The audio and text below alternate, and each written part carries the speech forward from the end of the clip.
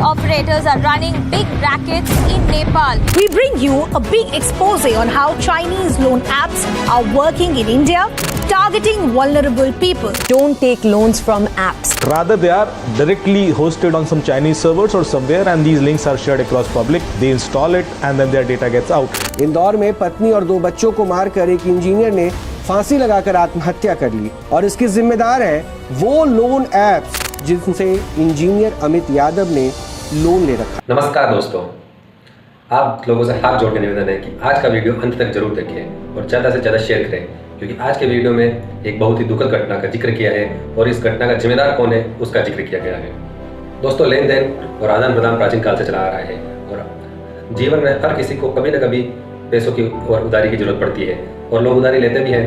पर आज के इस डिजिटल ज़माने में लेन देन और उधार का काम भी डिजिटल हो गया है और लोग डिजिटली तरीके से पैसे उधार लेते हैं, पर ये उनके ऊपर इतना भारी पड़ता है कि लोग परिवार सुसाइड कर रहे हैं। आपने इंस्टेंट लोन ऐप्स के बारे में जरूर सुना ही होगा, जो आपको चुटकियों में पैसे प्रदान करता है। ये ऐप्स भारत में इतनी ज़्यादा फैल चुकी है कि लोग आसानी से इनके चंगुल में और जाल में फंस जाते हैं। हाल ही में इस चाइनीज ऐप लोन के चक्कर में और चंगुल में फंसा एक छोटा सा प्यारा सा सुखद परिवार, जिसमें 8 साल का एक बेटा, 3 साल की एक बेटी और पति पत्नी थे, पर इनके ऊपर एक छोटी सी गलती इतनी भारी पड़ी कि सबको सामूहिक खुदकुशी करनी पड़ी। इस सुसाइड में पहले बच्चों को जवाब दिया गया और फिर पति पत्नी ने फांसी खा ली।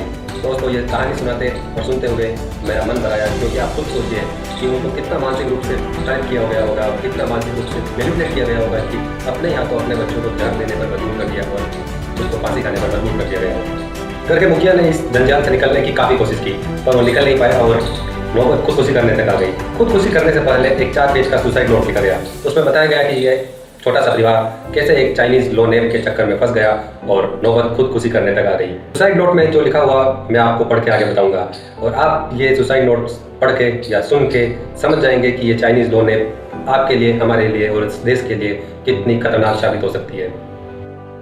समझ नहीं आ रहा कि क्या करें। पता नहीं हमारी इतनी प्यारी छोटी सी फैमिली को किसकी नजर लग गई। अपने परिवार के लोगों से हाथ जोड़कर माफी मांगना चाहते हैं।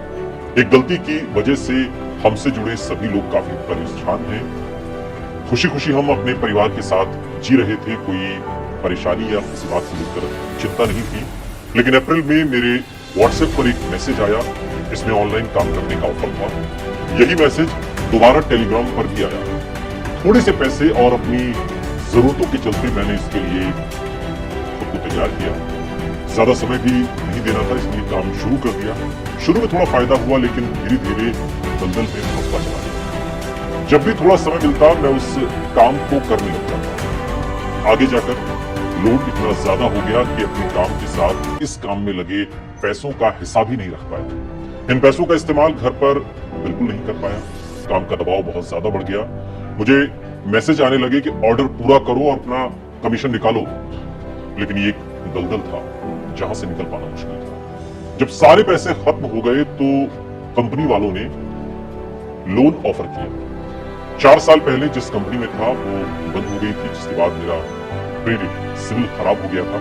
इसलिए मैंने मना किया, क्योंकि मेरा सिविल पहले से खराब था, लोन कहां से मिलता। लेकिन कंपनी वालों के कहने पर मैंने कोशिश की और लोन मिलता चला गया। उन पैसों को भी पानी की तरह कंपनी में ही लगाता चला गया।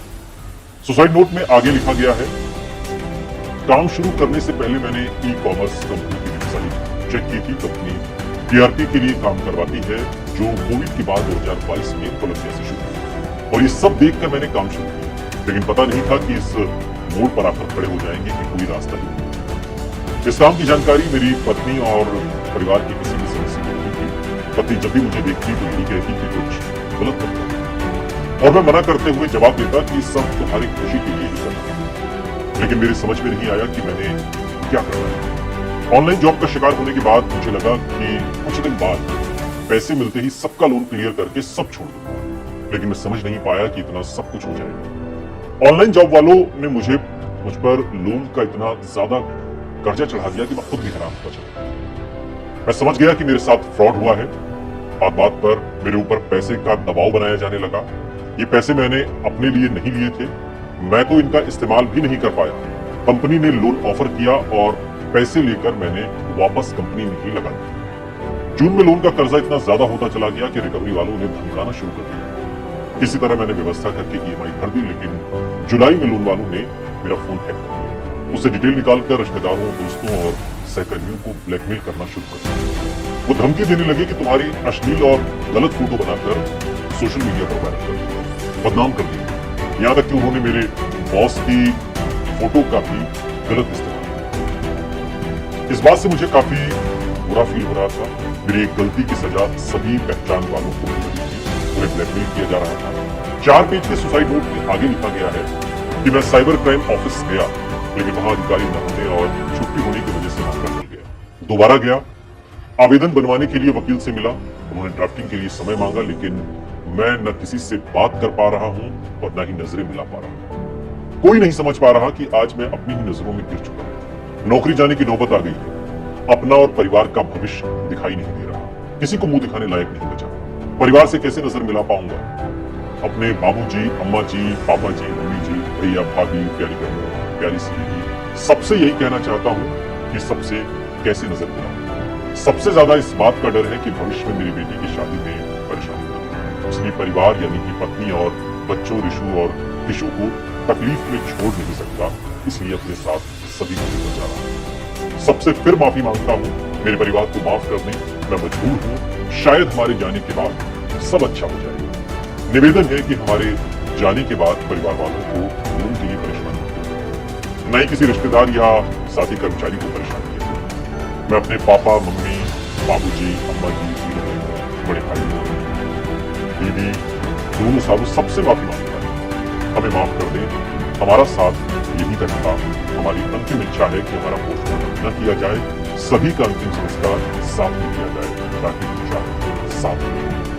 दोस्तों, यह है सुसाइड नोट का एक शब्द। हम उनकी आत्मा की शांति की कामना करेंगे और हम इस इंसिडेंट से यह सबक लेंगे कि कैसे इन online jobs, online instant loan apps के चंगुल में फंसने से बचें। दोस्तों, अब हम समझने की कोशिश करते हैं कि कैसे ये इंस्टेंट लोन ऐप्स, बेसिकली एक चाइनीज ऐप होती है जो हमें अपने झांसे में फंसाने की कोशिश करती है, और कैसे हम इसमें फंसते हैं और कैसे ये पूरा खेल चलता है। प्ले स्टोर पर ऐसी कई चाइनीज लोन ऐप्स आपको मिल जाएगी जो आपको या तो सीधा लोन दे देगी या फिर आपसे कोई ऑनलाइन जॉब करवा कर या फिर कोई ऑनलाइन टास्क पूरा करने पर लोन देगी। लोग इस इंस्टेंट लोन के झांसे में इसलिए जल्दी आ जाते हैं क्योंकि यह ऐप्स बिना किसी वेरिफिकेशन और बिना किसी सिविल चेक के सीधा आपके खाते में छोटे छोटे लोन्स प्रोवाइड करा देती है। जब आप इन ऐप्स को इंस्टॉल करते हैं तो यह आपसे कई तरह की परमिशन मांगते हैं और आप उस टाइम हड़बड़ाहट में और शायद दिक्कत में होते हैं, इसलिए बिना सोचे समझे इन परमिशन को एक्सेप्ट कर लेते हैं। और जब आप इनको एक्सेप्ट करते हैं तो आपका पर्सनल डाटा और पर्सनल इन्फॉर्मेशन सारी यहाँ तक कि कॉन्टैक्ट लिस्ट भी उनके चाइनीज सर्वर पर या फिर किसी अन्य देश के सर्वर पर चले जाते हैं। जब आप वहाँ पे लोन के लिए अप्लाई करते हैं तो आपसे आधार कार्ड, पैन कार्ड और लाइव फोटोग्राफ भी मांगी जाती है। जब आप यह लोन लेते हैं तो यह आपको 15 से 30% तक हाई इंटरेस्ट रेट पर उपलब्ध कराया जाता है और एक निश्चित अवधि में आपको इसको चुकाया करना पड़ता है। लेकिन जब आप इसको चुका नहीं पाते तो पेनाल्टी को जोड़कर कुल बकाया राशि 200% तक बढ़ जाती है। फिर भी आप इनका लोन नहीं चुका पाते हैं तो फिर शुरू होता है इनका असली गेम। ये आपको ब्लैकमेल करते हैं आपके पर्सनल डाटा लीक करने पर, और इनके पास ऐप इंस्टॉल करने पर आपका सारा डाटा पहले से एक्सेस कर लिया जाता है। ये आपके कॉन्टैक्ट में और आपके रिश्तेदारों, आपके दोस्तों को भी कॉल या मैसेज करके ब्लैकमेल करते हैं। इनके सर्वर पर आपके कॉन्टैक्ट लिस्ट, आपके चैट्स और आपके फोटोज पहले से ही अपलोड होते हैं। ये आपको ब्लैकमेल करते हैं इस लोन को भरने पर, और कई बार कोई इस लोन को भर भी देता है तो भी ये उनसे ज़्यादा पैसे की मांग करते हैं और परेशान करना नहीं छोड़ते हैं। इन ऐप्स के टारगेट मोस्टली 25 से 50 साल के लोग होते हैं और यंग जनरेशन को ज़्यादा टारगेट किया जाता है। तो दोस्तों, ये लोग छोटी अमाउंट के लोन के चक्कर में फंस जाते हैं और फिर इनको परेशानी और ब्लैकमेल किया जाता है। इन ऐप्स के पीछे चाइनीज़ कंपनीज का हाथ होता है जिनको ट्रेस करना भी बहुत ज़्यादा मुश्किल होता है। दोस्तों, यह ऐप भारत में कोविड-19 के टाइम पे बहुत ज़्यादा फैली क्योंकि उस वक्त लोग बहुत ज़्यादा परेशान थे और लोगों को पैसों की बहुत ज़्यादा आवश्यकता थी। तभी इन ऐप्स ने मासूम लोगों को अपने जाल में फंसाया और पूरे भारत में फैल गई। दोस्तों, यह है इस इंस्टेंट ऐप्स का पूरा मायाजाल। अगर आप या आपका कोई मिलने वाला इन ऐप्स के चक्कर में फंस चुका है तो सुसाइड जैसा कदम कभी ना उठाएं और पुलिस को कंप्लेन करने से बिल्कुल मत डरिए। दोस्तों, जो ऐप्स आपको हाथों हाथ पैसा देने की वादा करती है उन ऐप को कभी इंस्टॉल ना करें और हो सके जितना इन ऐप्स और इन लिंक पर क्लिक करने से बचें, क्योंकि आपका एक परमिशन आपको कितना ज़्यादा खतरे में डाल सकता है आप इस वीडियो के माध्यम से समझ ही गए होंगे। ज़्यादा से ज़्यादा अवेयरनेस फैलाएं क्योंकि इसमें फंसना आपके हाथ में है और निकलना उन लोगों के हाथ में है जो ये पूरा स्कैंडल चला रहे हैं। इस वीडियो को ज़्यादा से ज़्यादा शेयर करें। शायद आपका एक शेयर किसी की ज़िंदगी बचा सकता है, किसी फैमिली को उजड़ने से बचा सकता है। दोस्तों, अगर आपको ये वीडियो अच्छा लगा हो और ये रिसर्च अच्छी लगी हो, थोड़ी भी इन्फॉर्मेशन आपको अच्छी लगी हो, तो प्लीज़ वीडियो को लाइक करें और शेयर करें और कमेंट में अपने थॉट्स जरूर बताएं। और दोस्तों, चैनल को जो सब्सक्राइब करना बिल्कुल ना भूलें, ताकि मैं आपके लिए ऐसे वीडियो लाता रहूं। और मिलेंगे अगले वीडियो में, तब तक के लिए जय हिंद, वंदे मातरम।